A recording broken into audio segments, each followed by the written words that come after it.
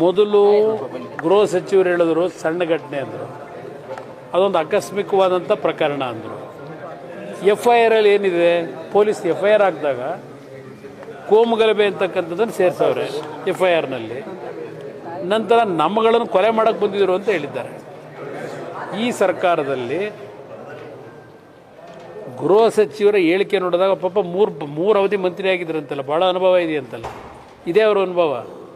ಹೋಗಲಿ, ಒಂದು ಹೇಳಿಕೆ ಕೊಡಬೇಕಾದ್ರೆ ಒಂದು ಘಟನೆದು ವಿಷಯಗಳನ್ನು ಕ್ರೋಢೀಕರಿಸಿ ಹೇಳಿಕೆ ಕೊಡ್ತಕ್ಕಂಥ ಒಂದು ಸೌಜನ್ಯವಾದರೂ ಇರಬೇಕಲ್ಲ. ಅವ್ರು ಹೇಳಿದ್ದೆ ಸರಿ ಅಂತ ಹೇಳಿದ್ರೆ ಆಗುತ್ತೆ. ಈಗ ನಾನು ಹೇಳಿಕೆ ಕೊಡಬೇಕಾದ್ರೆ ಸ್ಥಳಕ್ಕೆ ಹೋಗಿ ಸ್ಥಳದಲ್ಲಿ ನಡೆದಂಥ ಘಟನೆಗಳ ಮಾಹಿತಿಯನ್ನು ಹಲವಾರು ರೀತಿಯಲ್ಲಿ ನಾನು ಪಡೆದು ನಂತರ ಮಾತಾಡಿದೆ. ಪಾಪ ಅವರು ಭಾಳ ದೊಡ್ಡವರಿದ್ದಾರೆ. ಇಲ್ಲಿ ಪ್ರಶ್ನೆ ಇವತ್ತು ಮಂಡ್ಯದ ನಿಮ್ಮ ಜಿಲ್ಲಾ ಉಸ್ತುವಾರಿ ಸಚಿವರು ಏನು ಹೇಳಿದ್ದಾರೆ, ಪಾಪ ಈಗ ಅವ್ರಿಗೆ ಅರಿವಾಗಿದೆಯೇನೋ ಅಂತ ಗೊತ್ತಿಲ್ಲ ನನಗೆ. ಅರಿವಾಗಿರ್ಬೋದು. ಅಲ್ಲಿ ಇವತ್ತು ಗಲಾಟೆ ಆಗಲಿಕ್ಕೆ ಅವಕಾಶ ಇರಲಿಲ್ಲ.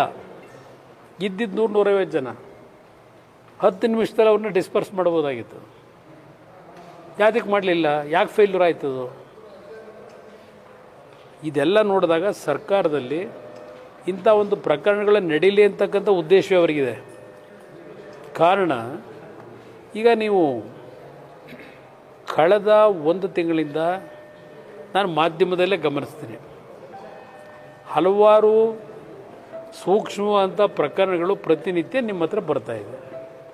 ಪ್ರತಿನಿತ್ಯ ನೀವು ಹಲವಾರು ಸೂಕ್ಷ್ಮವಾದಂಥ ವಿಷಯಗಳನ್ನು ಬಿತ್ತರಿಸ್ತಕ್ಕಂಥದ್ದೇನಿದೆ, ಅದನ್ನು ಬಿತ್ತರಿಸ್ತಕ್ಕಂಥ ಒಂದು ಮಾಹಿತಿ ಕೊಡರೆ ಪೊಲೀಸ್ ಇಲಾಖೆ. ಈಗ ಅವೆಂಥವು SIT ತನಿಖೆ, SIT ಚಾರ್ಜ್ ಶೀಟು, ಇವೆಲ್ಲ ಏನು ಮಾಹಿತಿಗಳು ಪ್ರತಿನಿತ್ಯ ನಿಮ್ಮ ಕೈ ಸಿಗ್ತಾ ಇದೆ, ಯಾರು ಕೊಡ್ತಾ ಇರೋದು? ನೀವು ತನಕ ಮಾಡಿರ್ತಕ್ಕಂಥ ಸಂಸ್ಥೆನಾ? ಅವೆಲ್ಲ ಬರ್ತಿರೋ ತನಿಖಾ ಸಂಸ್ಥೆಗಳಲ್ಲೇ ತಾನೆ ನಿಮಗೆ ಮಾಹಿತಿ ಸಿಗೋದು. ಅದೇನು ತಿಂತದ್ದು ಬರ್ತಾ ಇದೆಯಲ್ಲ ಕತೆ, ಘಟನೆಗಳು ಎಲ್ಲರದು, ಭಾಳ ಜನದ್ದು.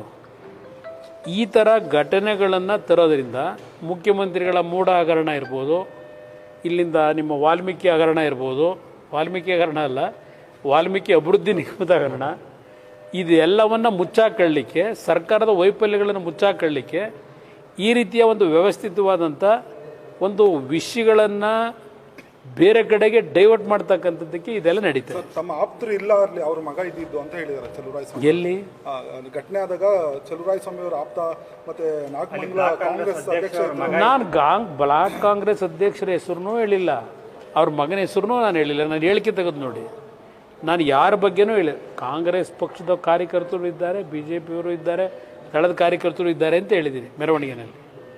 ನಾನು ಯಾವುದೊಂದು ಪರ್ಟಿಕ್ಯುಲರ್ ಪಕ್ಷದ ಕಾರ್ಯಕರ್ತರು ಅಂತ ಹೇಳಿಲ್ಲ. ನಾನು ಎಲ್ಲ ಸಮಾಜಕ್ಕೂ ಏನು ಹೇಳಿದ್ದೀನಿ, ಸರ್ವ ಜನಾಂಗದ ಶಾಂತಿ ದೊಡ್ಡ ಕಾಪಾಡ್ರಪ್ಪ ಅಂತ ಹೇಳಿದ್ದೀನಿ.